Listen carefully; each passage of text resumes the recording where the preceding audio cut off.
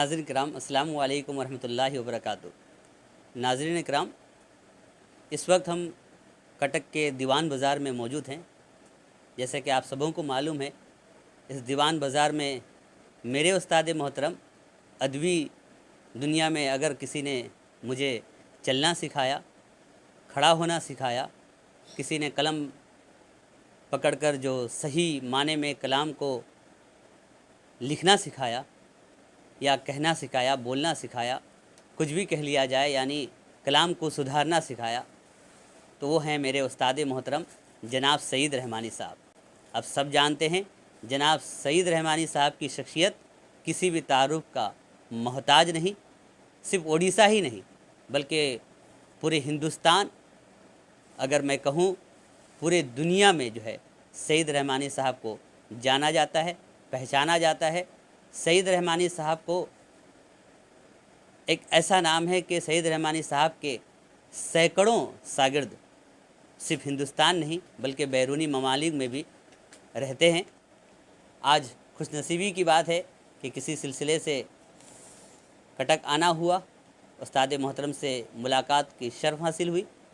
तो मैं चाहता हूं कि आप तमाम जो है मेरे उस्ताद मोहतरम साहब से मिलिए और आइए हम उनसे मुख्तसर सा गुफ्तगू करेंगे इंटरव्यू के शक्ल में और बहुत सारी बातें उनकी ज़िंदगी के बारे में जानेंगे, उनकी अदबी सिलसिले के बारे में जानेंगे।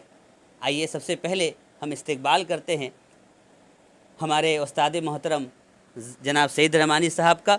आपका बचपन कैसा रहा? पढ़ाई की इब्तिदा कब और कहाँ से हुई? क्योंकि आपकी जो शख्सियत है वो पूरे हिंदुस्तान में नहीं बल्कि पूरी दुनिया में जानी पहचानी जाती है। तो ज़्यादातर लोग जो है ये चाहेंगे कि आपका बचपन कैसा रहा, पढ़ाई की इब्तिदा कब और कहाँ से हुई, तो ये शुरुआत करें। मेरी पैदाइश माटिया बुरुज कलकत्ता में हुई। मेरा ननिहाल कटक है। मैं जब 1.5 साल का था तो वालिद साहब का इंतकाल हो गया। तो जब वहाँ बहुत तकलीफ़ हुई तो मेरी वालदा मुझे कटक लेकर वापस आ गई अपने ननिहाल को, और यहीं मेरी कटक ही में मेरी परवरिश हुई। बहुत खूब। जैसे मटिया बुरुज यानी वेस्ट बंगाल में आपकी पैदाइश हुई और फिर जो है उन्होंने यहाँ पे अपने ननिहाल यानी कटक में आके मुकीम हो गए। तो नाना जान आपसे सवाल होगा, क्योंकि नाज़रीन आप सोचेंगे कि नाना जान कहाँ से आ गए। मैं आपको बताता चलूँ कि मेरी वालिदा भी यहाँ आ चुकी हैं, मतलब हमारे उस्ताद मोहतरम से मिल चुकी हैं। मेरे उस्ताद मोहतरम मेरी अम्मी जान को जो है, मरहूम मेरी अम्मी जान को जो है बेटी से मुखातिब करते थे, इसलिए मेरे नाना हुए। और हम जब भी मुखातिब होते हैं व्हाट्सएप के ज़रिए हो या किसी भी ज़रिए। और एक बात मैं आपको बताता चलूँ, मेरे जो उस्ताद मोहतरम हैं सईद रहमानी साहब, हमारे नाना जान समाज से बिल्कुल महरूम है। तो हमने ये लिख कर जो है उनसे सवाल किया है। एक बात यहाँ पर ये भी आप गौर करेंगे कि इस उम्र में और जो है लोग बिस्तर पे रहना चाहते हैं, आराम करना चाहते हैं, लेकिन आप देख सकते थे कि बैठकर खुद दफ्तर में, अदबी महाज के दफ्तर में खुद बैठकर कलम चलाते हैं। तो नाना जान, आपकी आला तालीम से फारिग होने के बाद आपने ज़रिए माश क्या चुना? कटक में मेरी नानी साहिबा और वालिदा साहिबा ये दोनों थी। मर्द कोई कमाने वाला नहीं था।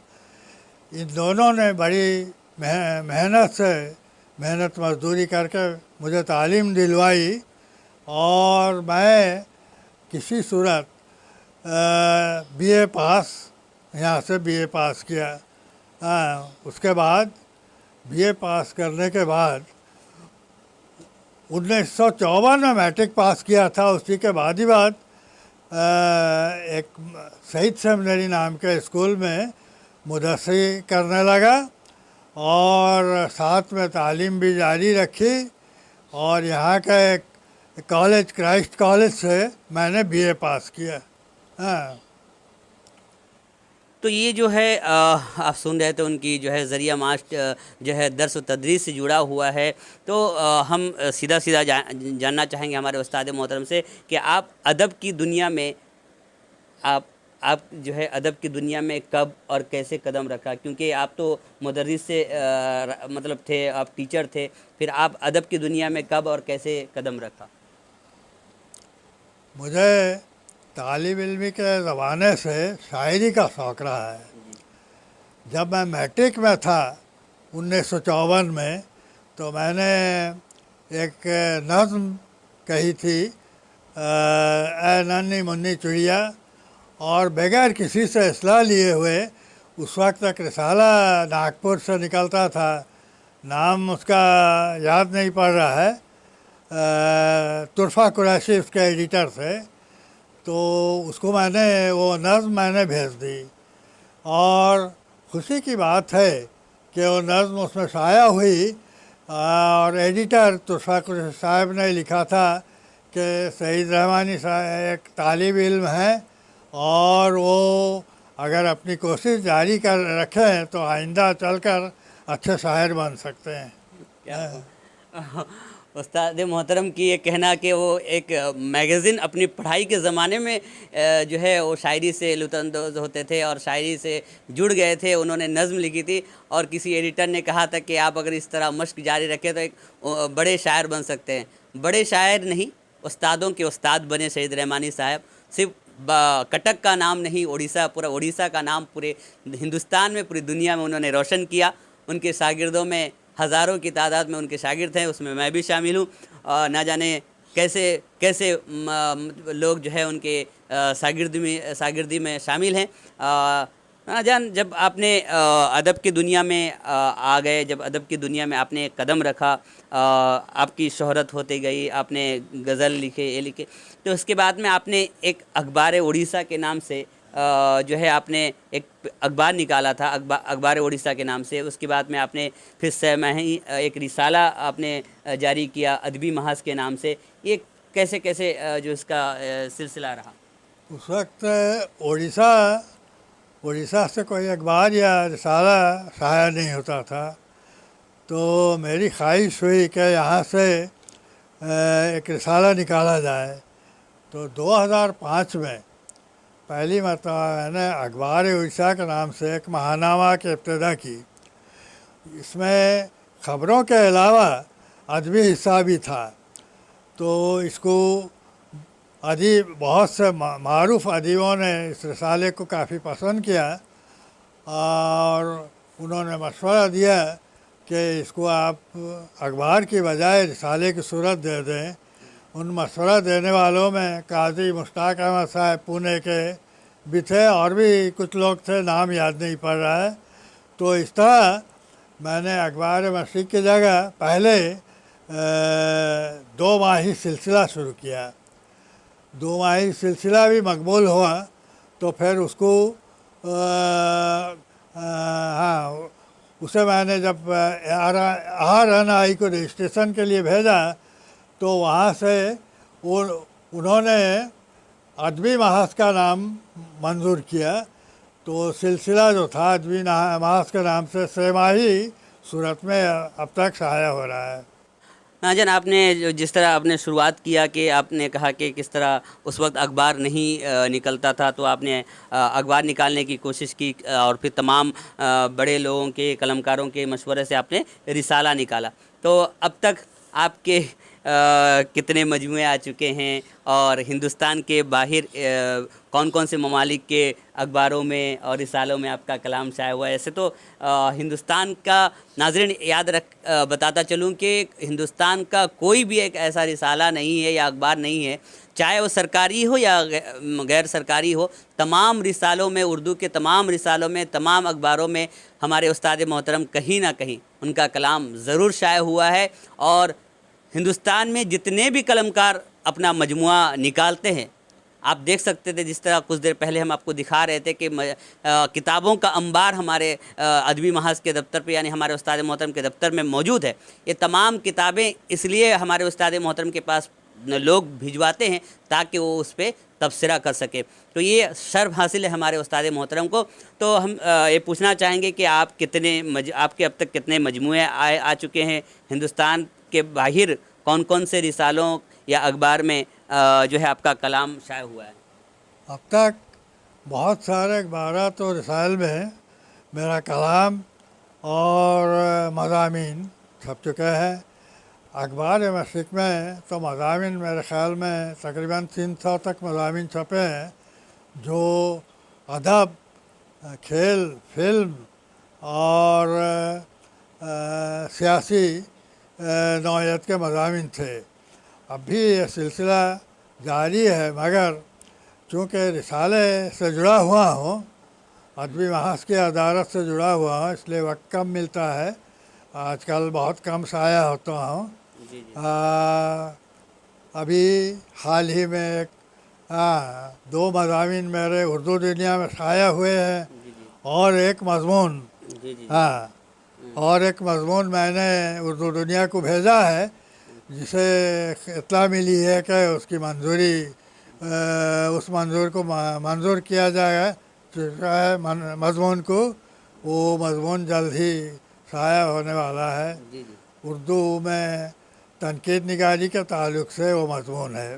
سب رسالوں کا نام ہندوستان کی مجھے تاریخ، یاد نہیں. ہندوستان باہر میں پاکستان سے ایک رسالہ نکلتا ہے شاعری، اس میں میری غزل شائع ہوئی ہے. ہمارے استاد محترم سے آئیے گزارش کریں گے کہ کچھ کلام، چاہے وہ غزل ہو، قطعات ہو، کچھ بھی ہو، عنایت کریں. رانا جان کچھ کلام ہمارے ناظرین کے لیے، ہمارے درشکوں کے لیے کچھ کلام چند قطعات سماعت فرمائیں. ارشاد. تیرہ راتوں میں روشنی کے لیے شہر میں گھر جلائے جاتے ہیں. کیا کہنا، تیرہ راتوں میں روشنی کے لیے گھر جلائے شہر میں گھر جلائے جاتے ہیں. آج کل امن کی حمایت میں ایٹمی بم بنائے جاتے ہیں. کیا کہنا. آج کل امن کی حمایت میں ایٹمی بم بنائے جاتے ہیں. یہی اچھا ہے. اور 4 مصرع سماعت فرمائیں. یہی اچھا ہے آنسو پوچھ لو مفلس کی آنکھوں سے، جی اور اس کے ہونٹ پر مسکان کی شہنائیاں رکھ دو. کیا کہنا. یہی اچھا ہے آنسو پوچھ لو مفلس کی آنکھوں سے، اور اس کے ہونٹ پر مسکان کی شہنائیاں رکھ دو. سفر حج کا اگر امکان سے باہر سمجھتے ہو، سفر حج کا اگر امکان سے باہر سمجھتے ہو، بلکتے بھوک سے بچے کے منہ میں روٹیاں رکھ دو. ارے واہ واہ واہ، دوبارہ دوبارہ دوبارہ دوبارہ دوبارہ یہ لائن. سفر ہے. یہی اچھا ہے آنسو پوچھ لو مفلس کی آنکھوں سے، اور اس کے ہونٹ سے مسکان کی ہونٹ پہ مسکان کی شہنائیاں رکھ دو. سفر حج کا اگر امکان سے باہر سمجھتے ہو، سفر حج کا اگر امکان سے باہر سمجھتے ہو، بلکتے بھوک سے بچے کے منہ میں روٹیاں رکھ دو. بہت خوب بہت خوب. تو ناظرین شاعری سماعت کیجئے، کس طرح درد جو ہے شاعری میں چھپا ہوا ہے. ہمارے استاد محترم اور 4 مصرع. ارشاد. تقسیم کرتا رہتا ہے خوشبو دعاؤں کی، تقسیم کرتا رہتا ہے خوشبو دعاؤں کی، وہ ایک غریب ہو کے بھی دل کا امیر ہے. تقسیم کرتا رہتا ہے خوشبو دعاؤں کی، وہ ایک غریب ہو کے بھی دل کا امیر ہے. لیتے ہیں اس سے بھیک امیران شہر بھی، لیتے ہیں اس سے بھیک امیران شہر بھی. ہر برگد کے نیچے بیٹھا ہوا جو فقیر ہے، کیا برگد کے نیچے بیٹھا ہوا جو فقیر ہے. کیا بات ہے. اور 4 مصرع. ارشاد. اب کہاں وہ جذب صادق، اب کہاں دل کا خلوص، کیا کہنا. اب کہاں وہ جذب صادق، اب کہاں دل کا خلوص. لاکھ ہم مانگے دعائیں، لاکھ ہم مانگے دعا، بنتی نہیں ہے کوئی بات. وہ بھی ایک بچہ تھا جس کی ایڑیوں کی ضرب سے، وہ بھی ایک بچہ تھا جس کی ایڑیوں کے ضرب سے پھوٹ نکلا تھا اچانک چشمہ آب حیات. کیا کہنے کیا کہنے کیا کہنے کیا کہنے.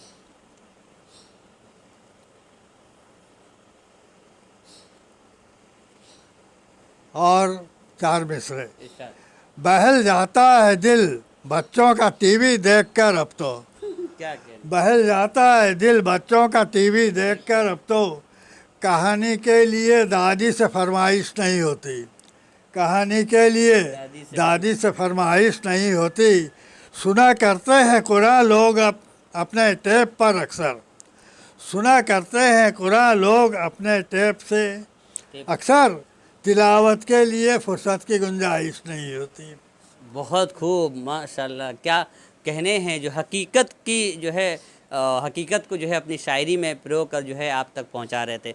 आइए और कुछ सुनाना चाहेंगे हमारे उस्ताद मोहतरम, और हम भी सुनना चाहेंगे कि ऐसा मौका मिले ना मिले, तो इसलिए जो है जो भी उस्ताद मोहतरम सुना रहे हैं आप सुनते रहिए।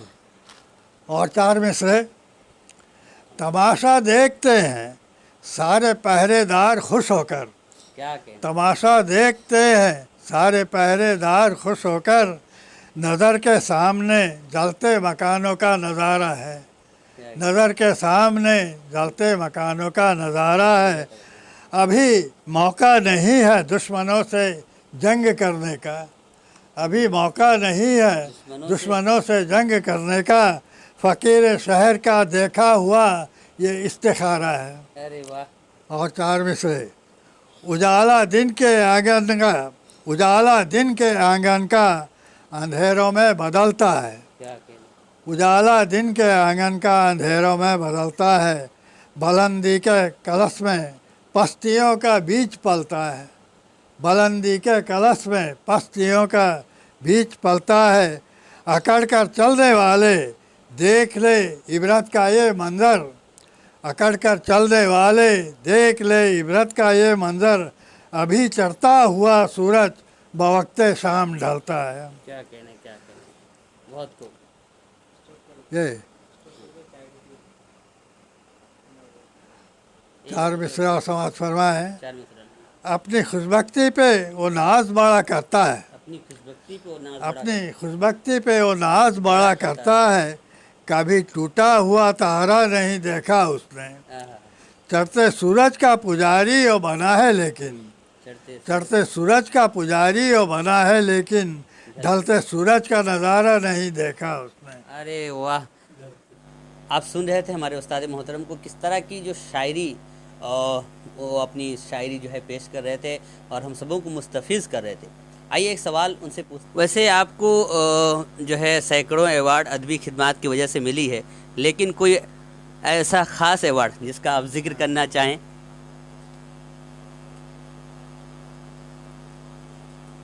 मुझे तौसीफ़नामे और रकम 10,000 रकम की सूरत 10,000 रुपये इनाम की सूरत में उड़ीसा उर्दू अकादमी से मिले हैं। इसके अलावा दीगर अदारों से तौसीफ़ी असनाद मिले हैं, और इसके अलावा और कोई ख़ास बात नहीं है। कुछ अदारों ने यहाँ कटक में भी मुझे एजाज़ बख्शा है, जिनमें स्वागती का एक है। ये पूछना चाहूँगा कि आपके हिंदुस्तान भर में बहुत सारे शागिर्द हैं, आप अपने शागिर्दों को क्या नसीहत करना चाहेंगे?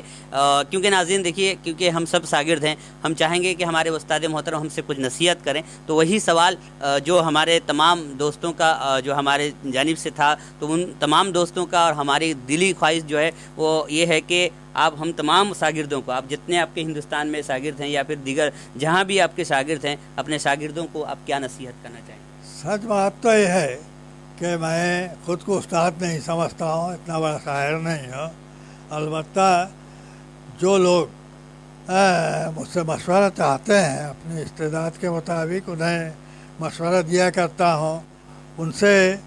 उनको मेरा यही कहना है कि मुताला अगर शायरी करना है तो गज़लों का मुताला ज़्यादा से ज़्यादा करें, और बहर वज़न पर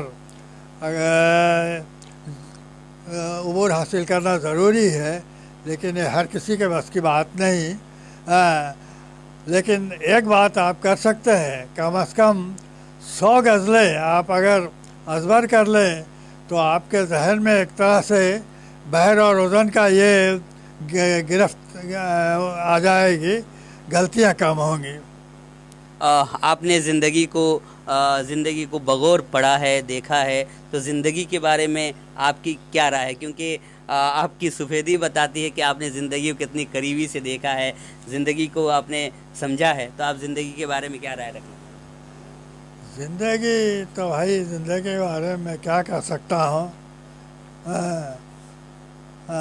تو فانی زندگی ہے، بس یہاں آرام سے سکون سے چلنا ہے. تو آپ ایسی صحبت اختیار کیجئے جو سہلہ طبیعت کے لوگ ہیں، اور خدمت خلق کا جذبہ پیدا کیجئے. برا بھلا کہنے والوں سے دور رہیے. یہی میری نصیحت ہے. بہت خوب.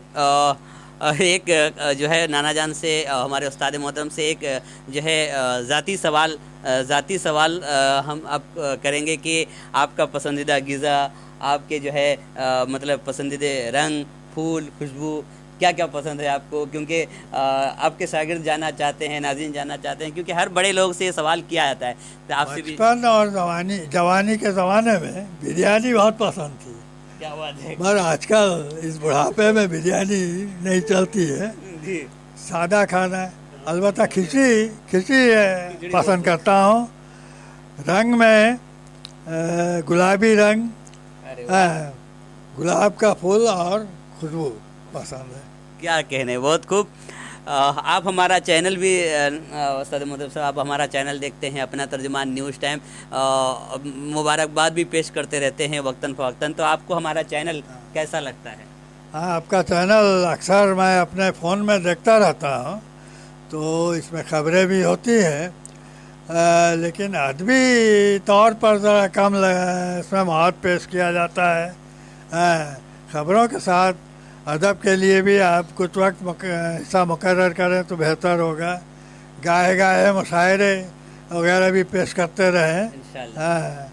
تو پھر بھی اڑیسہ میں یہ واحد چینل ہے جو اردو میں مواد پیش کرتا ہے. اس کے لیے میں آپ کو مبارکباد دیتا ہوں. شکریہ. آخر میں تمام ناظرین کو اور ادب سے جڑے تمام لوگوں کو ہمارے استاد محترم سے کیا پیغام رہے گا کہ آخر میں ہمارے ناظرین اور تمام جو ادب کے سے جڑے لوگ ہیں ان کے لیے آخر میں کیا پیغام دینا چاہیں گے؟ شعر و ادب سے، اردو کے شعر و ادب سے جو لوگ جڑے ہوئے ہیں، جو احباب جڑے ہوئے ہیں، ان سے میں یہی کہنا چاہوں گا کہ اپنی تحریروں کو مثبت انداز دیں، تعمیری رویہ اختیار کریں، اور ایسی تحریر پیش کریں جس سے اصلاح معاشرہ ہو ممکن ہو. تو ناظرین، آپ سن رہے تھے ایکسکلوسیو انٹرویو ہمارے استاد محترم سے. خصوصی گفتگو ہم کر رہے تھے جناب سعید رحمانی صاحب سے، اور اس وقت ہم ادبی محاذ کے دفتر پہ بیٹھے ہیں، اور ادبی محاذ کے دفتر سے جو ہے سعید رحمانی صاحب کی باتیں آپ تک پہنچا رہے تھے، سنا رہے تھے. ناظرین، ایسا موقع بار بار نہیں آتا کہ استاد محترم کے ساتھ میں بیٹھ کر اتنی دیر گفتگو کرنے کا ہمیں موقع مل جائے، کیونکہ لائن لگا ہوا ہوتا ہے کہ ان سے ملاقات کرنے کے جو لوگ آتے ہیں وہ سلسلہ لگا ہوا ہے، اور ابھی بھی ایسا ہی ہے، کچھ لوگ ان سے ملاقات کے لیے آ چکے ہیں. تو ناظرین، کیسا لگا ہمارے استاد محترم کی تمام باتیں اور ان کی شاعری، ان کی تمام باتیں ضرور بتائیے گا. دیکھتے رہیے اپنا ترجمان بالا شور.